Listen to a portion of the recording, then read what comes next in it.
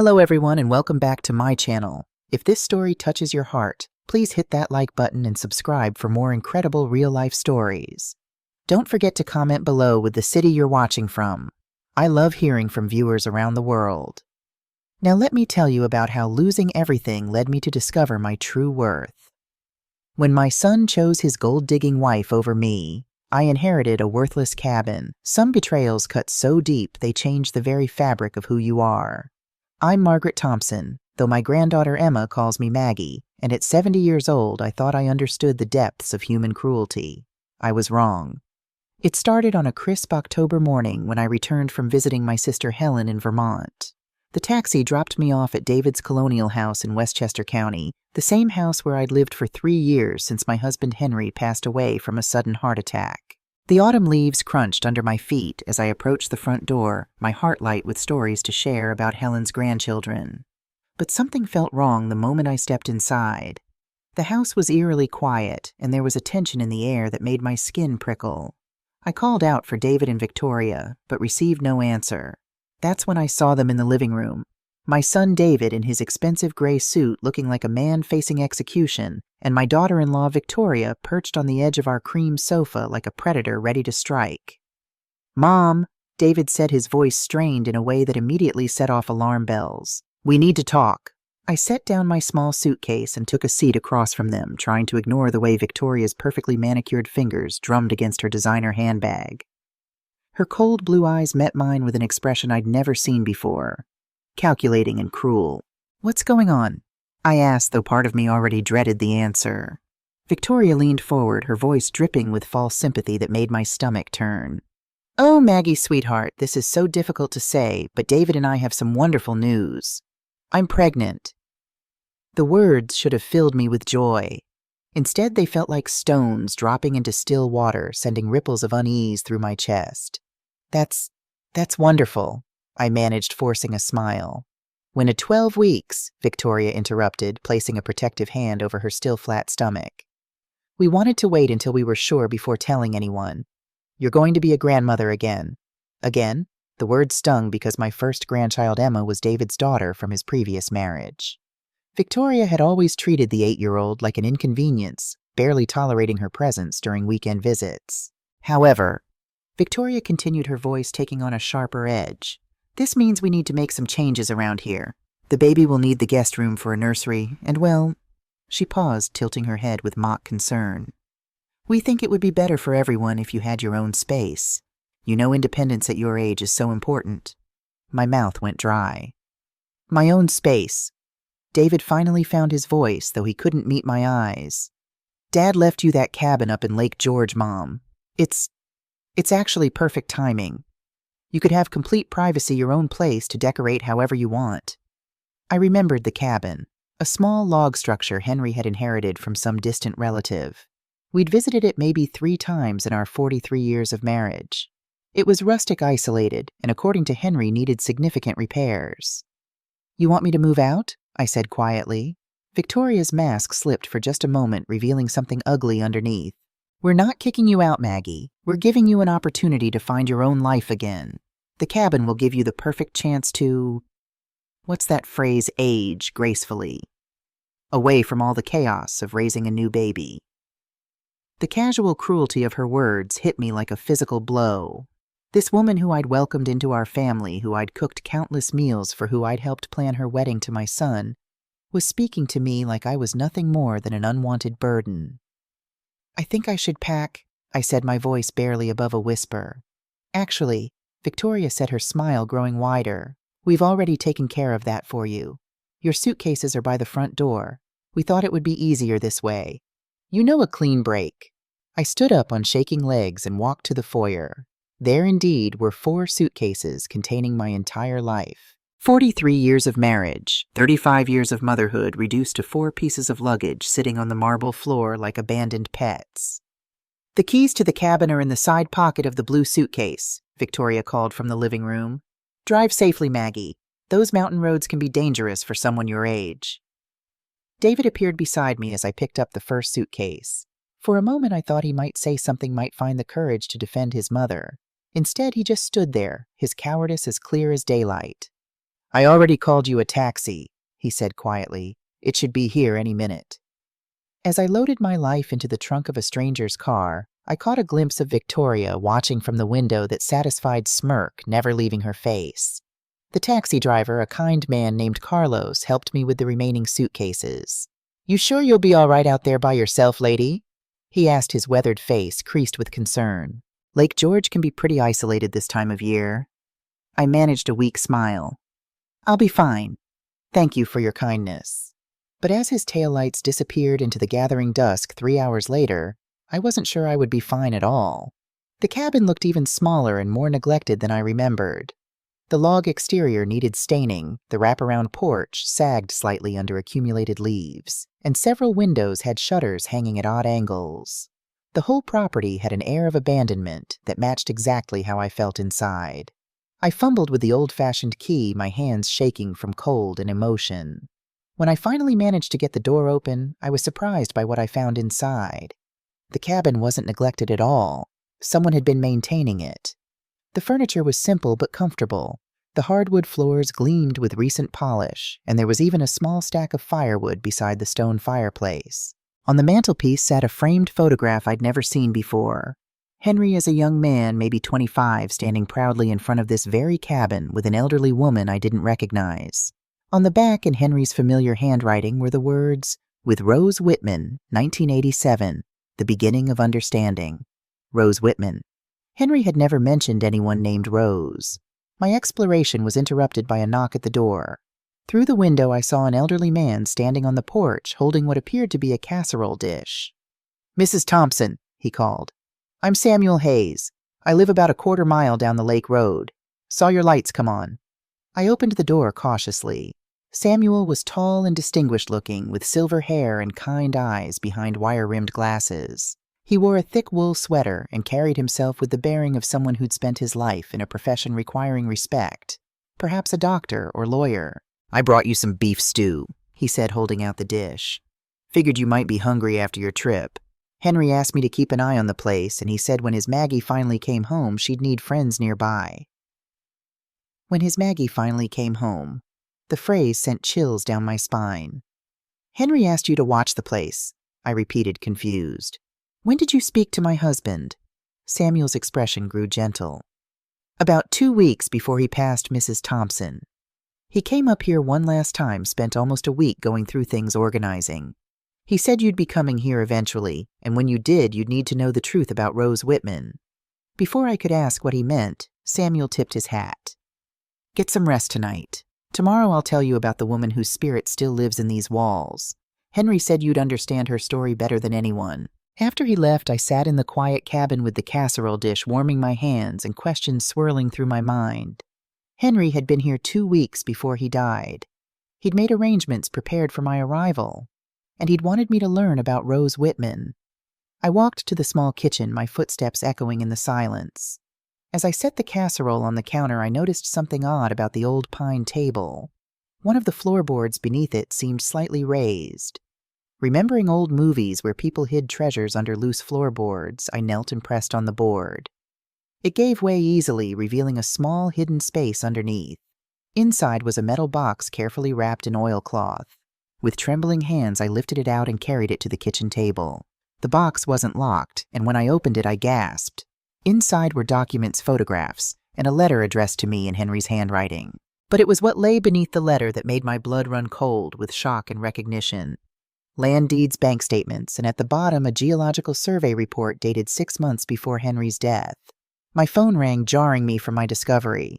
David's name appeared on the screen. "Mom, how's the drive? Victoria's been worried sick about you traveling in the dark." I almost laughed. Worried sick about me after throwing me out like garbage. "I'm here safely," I said, my voice surprisingly calm. "The cabin is interesting." Good.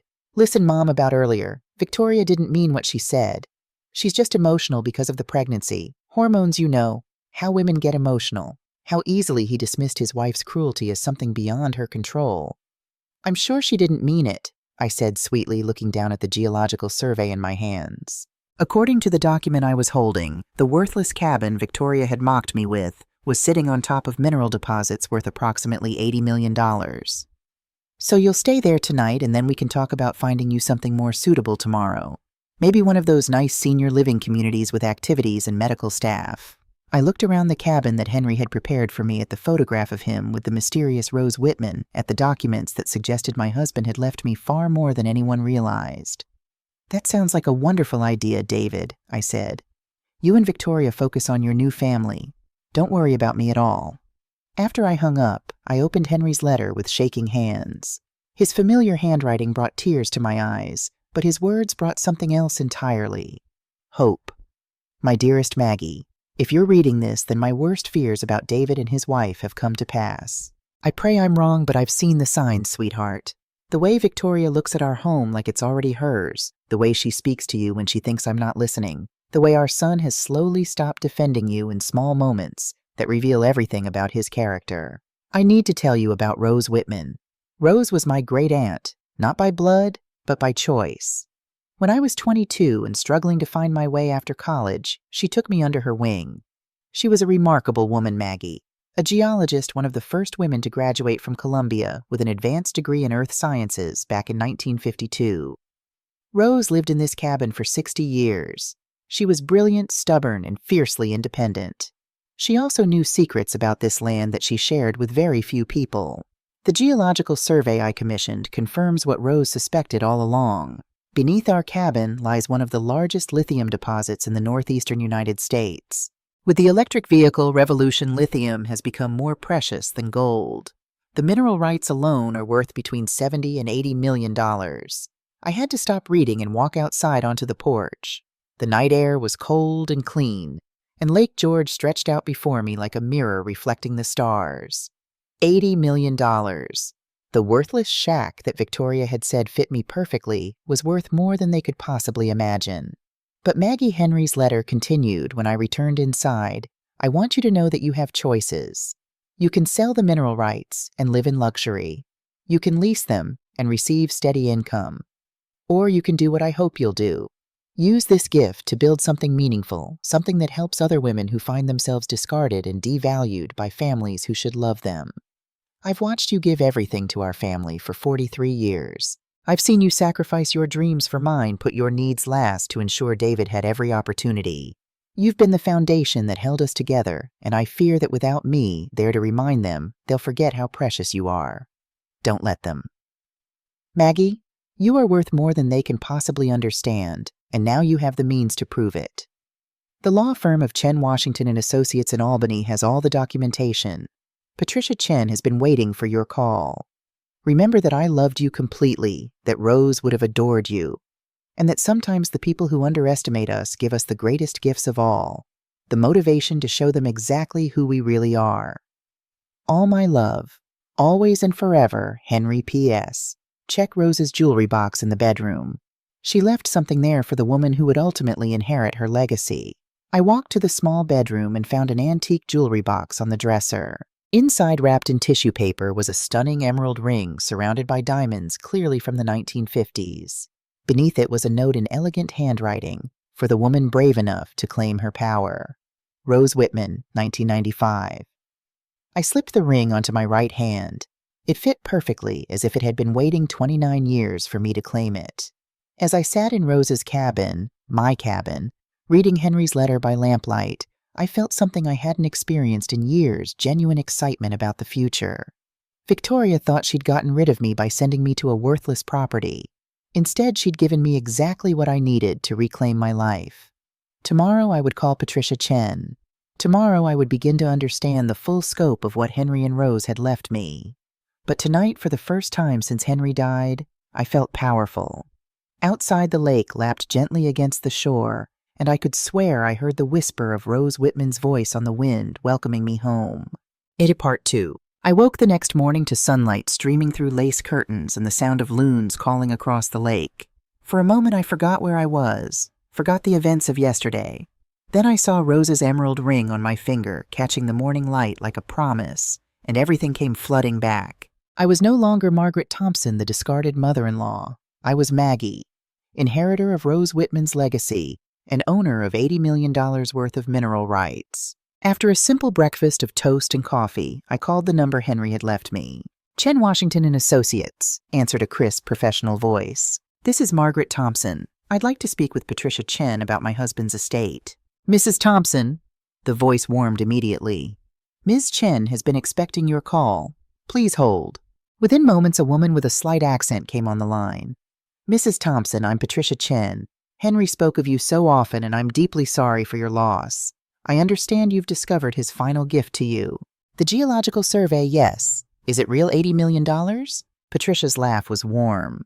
Oh, it's very real. And Mrs. Thompson, that survey is 6 months old. Current market prices put the lithium deposits closer to $95 million. Your husband was quite thorough in his planning. I had to sit down. $95 million. What exactly did Henry arrange? Everything, Patricia said. Environmental impact studies, sustainable extraction partnerships, legal protections.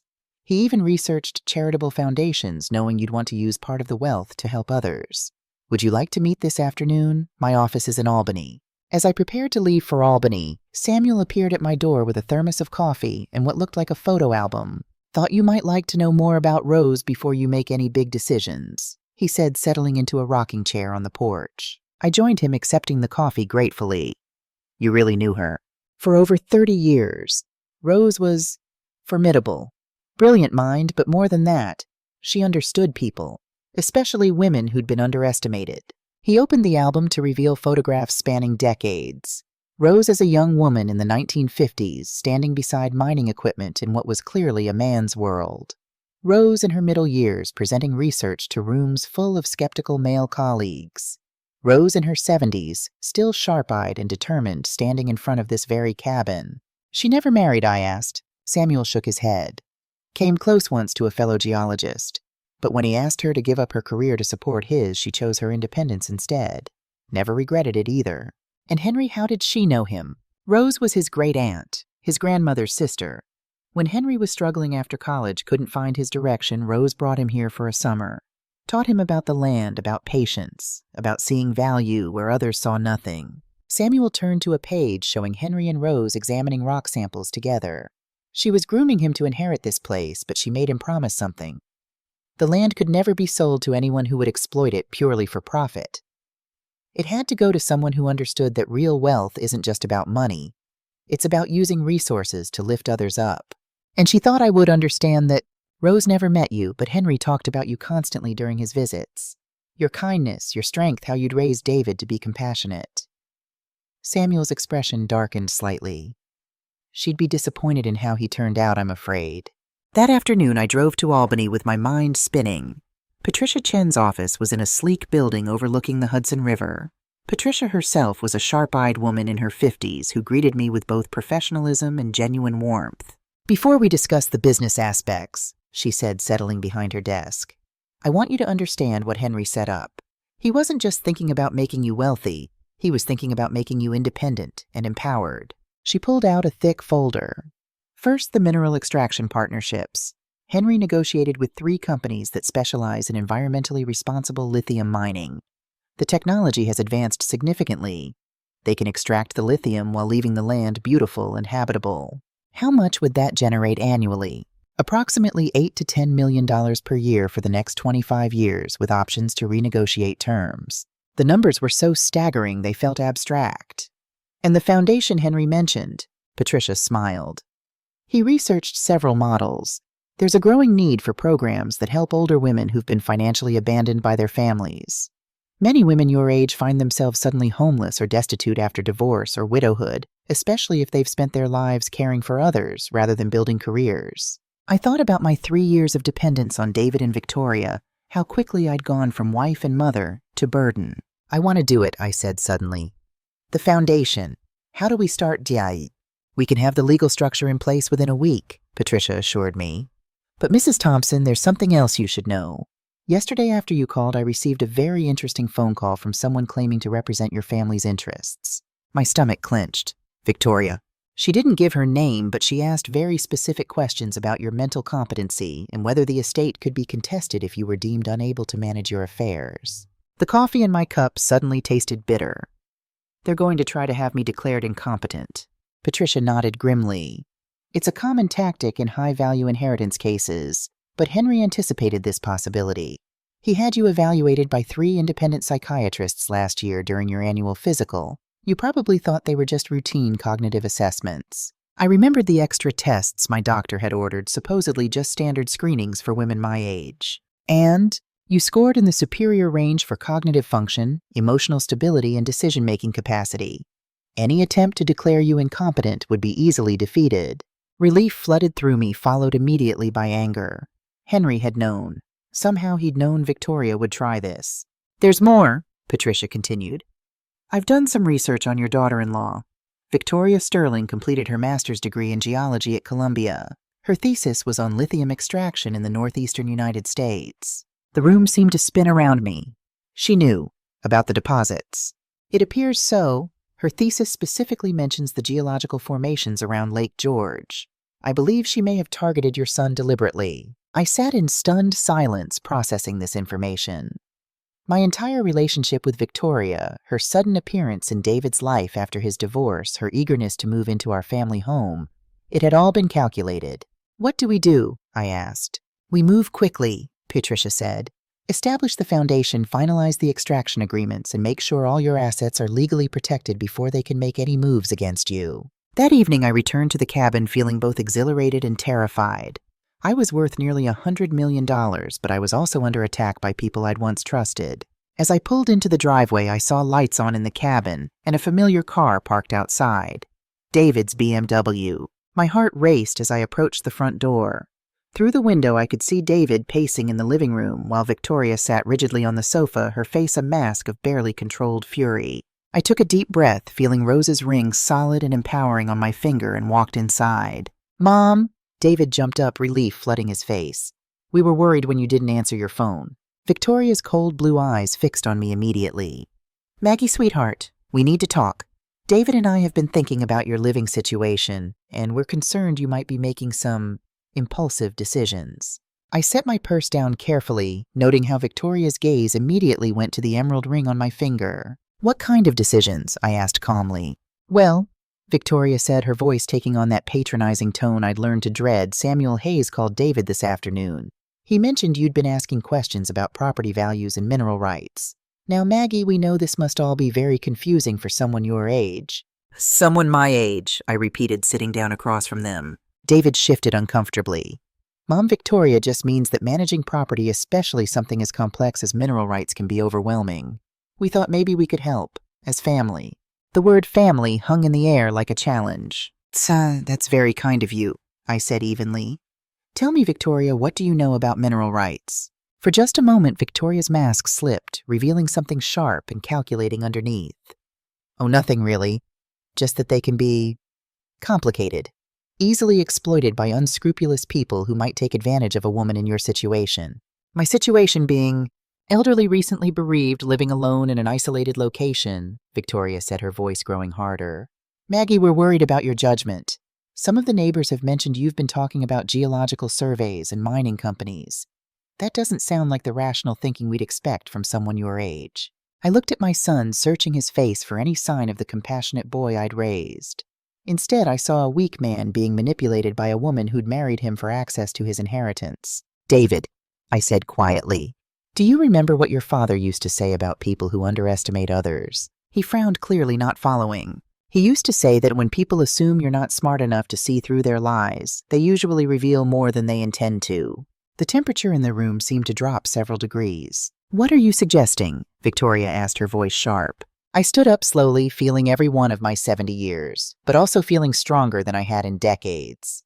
"I'm suggesting that a woman with a master's degree in geology from Columbia University, who wrote her thesis specifically on lithium extraction in northeastern geological formations, probably knows quite a bit more about mineral rights than she's pretending to know." Victoria went completely still. David looked confused, glancing between his wife and me. "I'm suggesting," I continued, "that when someone marries into a family and immediately starts pushing for the elderly mother to be moved to an isolated property, they might have ulterior motives." "Mom," David said weakly, "what are you talking about?" "I'm talking about the fact that your wife knew about the lithium deposits under this property before she ever met you, David. I'm talking about the fact that she's been planning to get her hands on nearly $100 million worth of mineral rights from the moment she walked into our lives." The silence that followed was deafening. Victoria's carefully constructed facade had crumbled completely, replaced by cold fury. "You can't prove any of that," she said finally. "Actually, I can." I reached into my purse and pulled out a copy of her thesis, which Patricia had obtained from Columbia's library. Chapter 4. Untapped Lithium Resources in Adirondack Geological Formations. Page 83 specifically mentions the Lake George region and its potential for large-scale mineral extraction. David took the thesis with trembling hands, his face growing pale as he read. "Victoria," he whispered. "Is this true?" Victoria stood up abruptly, her composure finally shattered. "So what if it is? Your mother has been sitting on a fortune while living off your charity for 3 years. At least I saw the potential in what your family owned instead of just letting it rot in the ground. You married me for money," David said, his voice breaking. "Our whole relationship, the baby." "Oh, grow up, David," Victoria snapped. "You think I fell in love with your sparkling personality? You're weak, boring, and completely under your mother's thumb. But you were also Henry Thompson's son, which meant eventual access to his estate." The cruelty in her words seemed to physically wound David. He sank back onto the sofa, the thesis falling from his hands. "And the baby?" he asked quietly. Victoria's laugh was sharp and bitter. "What baby? I was never pregnant, you fool. Just another way to get the old lady out of the house so we could search it properly." I felt a wave of nausea wash over me. The casual way she admitted to such elaborate deception, the complete lack of remorse. This woman was truly dangerous. "Get out," I said quietly. Victoria whirled on me. "Excuse me. Get out of my house, both of you. Now." "Mom," David started, but I held up my hand. "No, David. You made your choice when you packed my bags and called me a taxi. You chose her over me, and now you know what kind of person you chose." Victoria grabbed her purse, her face twisted with rage. "This isn't over, Maggie. You're a lonely old woman living in the middle of nowhere. Accidents happen to people like you all the time." The threat hung in the air like poison, but I felt no fear. Instead, I felt the strength of Rose Whitman flowing through me, the power of women who'd faced down bigger challenges than spoiled gold diggers. "Is that a threat, Victoria?" "It's a promise," she snarled. "You'll never see a penny of that money. I'll have you declared incompetent. I'll contest the will. I'll tie you up in legal battles for years. By the time I'm done with you, you'll be begging to sign everything over to David and me." "Get out," I repeated, my voice steady as stone. After they left their argument audible until their car disappeared down the mountain road, I sat in the quiet cabin and called Patricia Chen. "We need to move faster," I told her. "Victoria just threatened me directly, and I don't think she's bluffing." "I'll have everything ready by tomorrow afternoon," Patricia promised. "And Mrs. Thompson, I'm going to recommend we also file for a restraining order. Threats against elderly property owners are taken very seriously by the courts." As I prepared for bed that night, I looked out at the lake where moonlight danced on the water. Somewhere out there, Rose Whitman had once stood in this same spot, facing down people who underestimated her. Tomorrow, I would officially become one of the wealthiest women in New York State. But tonight, I was simply Maggie Thompson finally learning to fight for herself. And Part 3. The next morning brought surprising visitors. I was having coffee on the porch when I heard a car coming up the mountain road. Not the angry roar of David's BMW, but the gentler hum of a smaller vehicle. To my amazement, my 8-year-old granddaughter Emma climbed out of the passenger seat of a taxi, followed by a woman I recognized as Jennifer David's ex-wife and Emma's mother. "Grandma Maggie." Emma ran toward me with arms outstretched, her dark curls bouncing. I caught her in a fierce hug, breathing in the sweet scent of her strawberry shampoo. "Emma, sweetheart, what are you doing here?" Jennifer approached more cautiously, her expression apologetic. "I'm sorry to show up unannounced, Margaret. Emma insisted on seeing you after she overheard some things at David's house last night." "What kind of things?" I asked, though I was afraid I already knew. Emma looked up at me with David's brown eyes, but with the intelligence and perception that reminded me more of Rose Whitman. "Daddy and Victoria were fighting really loud after they came back from visiting you. Victoria said bad words about you, Grandma. Really bad words." Jennifer's jaw tightened. "Emma called me crying. She said Victoria was talking about having you put away and that Daddy wasn't defending you." I felt my heart break a little for this innocent child caught in the middle of adult greed and manipulation. "And then," Emma continued, her voice dropping to a whisper, "Victoria said something about you having lots and lots of money hidden somewhere and that she was going to take it all away from you." Jennifer and I exchanged glances over Emma's head. "I brought Emma here because she was worried about you," Jennifer explained. "And honestly, after what she told me, I'm worried too. Margaret, I know we haven't always been close since the divorce, but David's become someone I don't recognize since he married Victoria. If she's threatening you, she is, I said simply. But Emma, sweetie, you don't need to worry about Grandma. I'm tougher than I look. Emma studied my face with the seriousness only children can possess. Are you really rich now, Grandma, like Princess Rich? I almost smiled despite everything. Something like that, sweetheart. Good, Emma said firmly. Victoria's mean to you, and she's mean to Daddy too. She makes him sad all the time. The wisdom of children never ceased to amaze me. Jennifer stayed for lunch while Emma explored the cabin with the excitement of a child discovering treasure. She found Rose's old rock collection, her geological equipment, even some journals filled with sketches of mineral formations. She was a scientist, Emma announced, carefully examining a piece of quartz through Rose's magnifying glass. Like the ladies in my books about women inventors. Yes, she was, I agreed. A very brave one who did important work when most people thought women couldn't be scientists. Emma looked at me with new respect. And now you live in her house. Now I live in her house. As Jennifer prepared to leave, she pulled me aside. Margaret, I need to tell you something. David called me this morning crying. He said Victoria told him she was never really pregnant, that their whole marriage was based on lies. He's talking about leaving her. My heart ached for my son despite everything. What did you tell him? The truth, that he made his choices and now he has to live with the consequences. But Margaret, Jennifer hesitated. He also said Victoria is planning something. She's been making phone calls to lawyers, private investigators. She's not giving up. I know, I said, but I'm prepared for whatever she tries. After Jennifer and Emma left, promising to visit again soon, I called Patricia Chen to update her on Victoria's escalating threats. Perfect timing, Patricia said. I just finished reviewing some very interesting documents. It seems Victoria Sterling has been busier than we thought. She's filed a petition claiming you're mentally incompetent, but get this. She's also filed incorporation papers for something called Adirondack Mineral Holdings, LLC, with herself listed as the primary stakeholder. She's setting up her own company to steal my mineral rights. That's exactly what she's doing. She's planning to have you declared incompetent, gain control of your assets through David as your next of kin, then transfer the mineral rights to her company. The audacity was breathtaking. Can she do that? Not if we move first. Mrs. Thompson, are you ready to establish the Rose Whitman Foundation today? Absolutely. 2 hours later, I was sitting in Patricia's office signing documents that would change my life forever. The Rose Whitman Foundation for Women's Empowerment was officially established with an initial endowment of $20 million. The foundation would provide housing, legal assistance, and financial support for women over 50 who'd been abandoned or abused by their families. The beauty of this structure, Patricia explained, is that even if Victoria somehow succeeded in having you declared incompetent, which she won't, the foundation's assets are protected. She could never touch them.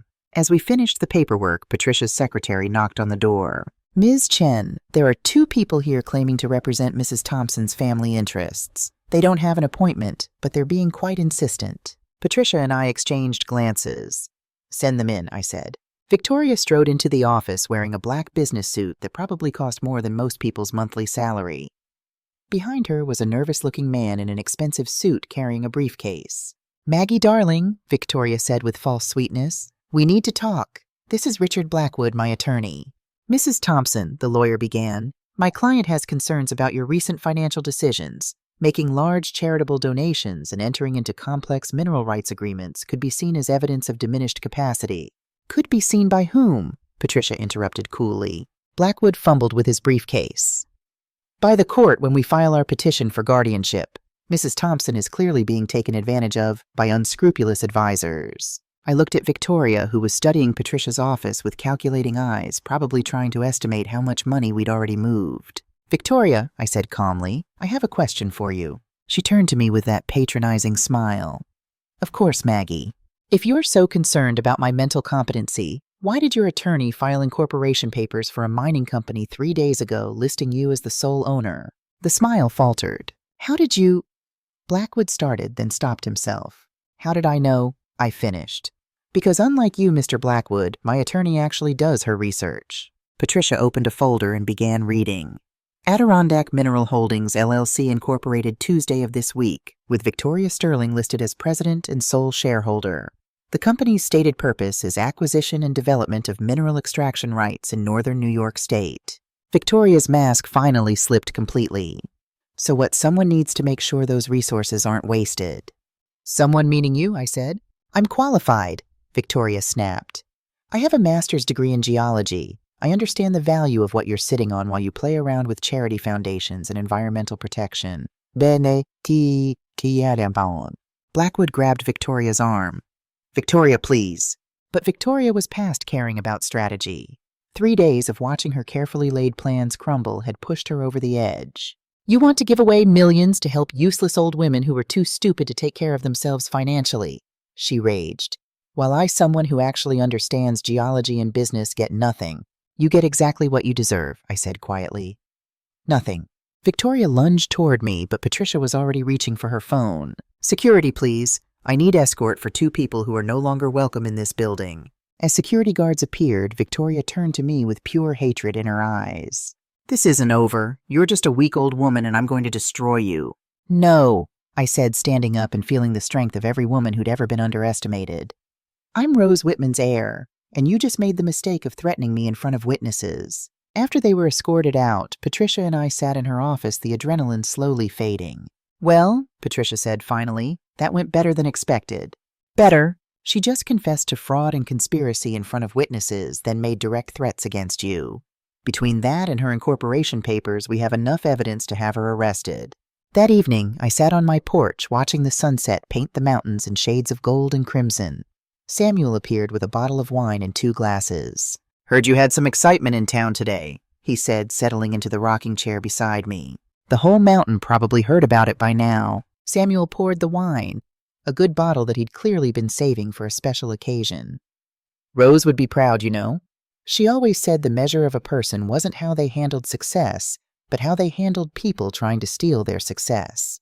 I thought about Victoria probably plotting her next move in some expensive hotel, and David hopefully beginning to understand what kind of person he'd married. Samuel, can I ask you something? Of course. Did you ever regret not marrying, not having a traditional family?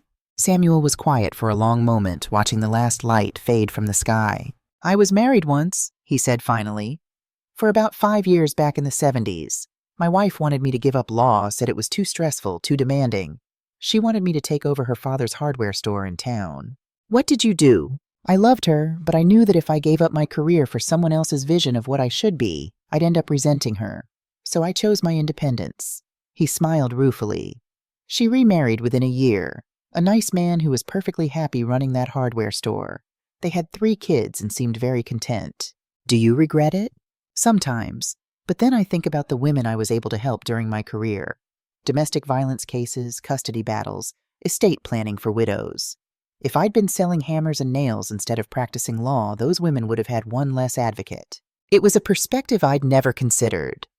Henry and I had been happy together, but I'd also given up dreams of my own to support his career to raise David to be the perfect wife and mother. What dreams did you give up, Maggie? Samuel asked gently. I thought about it. Teaching, maybe. I loved helping David with his homework, explaining concepts until he understood them. I used to think I'd make a good teacher.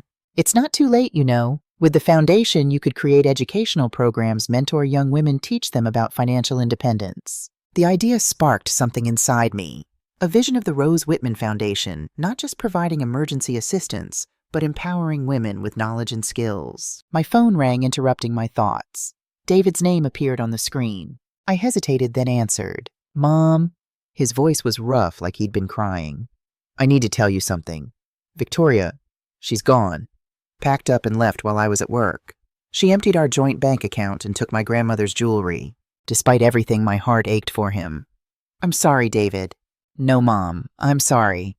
I'm sorry for choosing her over you, for letting her convince me you were a burden, for packing your bags like you were some stranger we were kicking out. His voice broke completely. I lost my wife, my money, my home. But worst of all, I lost my mother's respect. I looked out at the lake where moonlight was beginning to dance on the water. David, I said softly, respect isn't something you lose all at once. It's something you rebuild, one honest action at a time. Does that mean, could I maybe come see you? Talk to you properly? I know I don't deserve forgiveness, but I thought about Emma's worried face, about the little girl who loved her daddy despite his mistakes. I thought about Rose Whitman, who'd chosen independence, but also believed in second chances for people willing to do the work. You can come, I said finally. But David, if you're looking for easy forgiveness or hoping to benefit from my inheritance, don't bother. If you're ready to have honest conversations about who you became and who you want to be instead, then we can talk. I understand, he said quietly. And Mom, I saw the news about the foundation, about helping women who've been abandoned by their families. That's a beautiful thing. Dad would be proud. After I hung up, Samuel raised his wine glass. To Rose Whitman, he said. To Rose Whitman. I agreed, clinking my glass against his. 3 months later, the Rose Whitman Foundation was operating out of a beautiful facility on the shores of Lake George. We had 12 residents, women ranging in age from 55 to 78, all starting over after devastating betrayals by people they'd trusted. David visited regularly, not as the entitled son expecting inheritance, but as a volunteer helping with maintenance and repairs.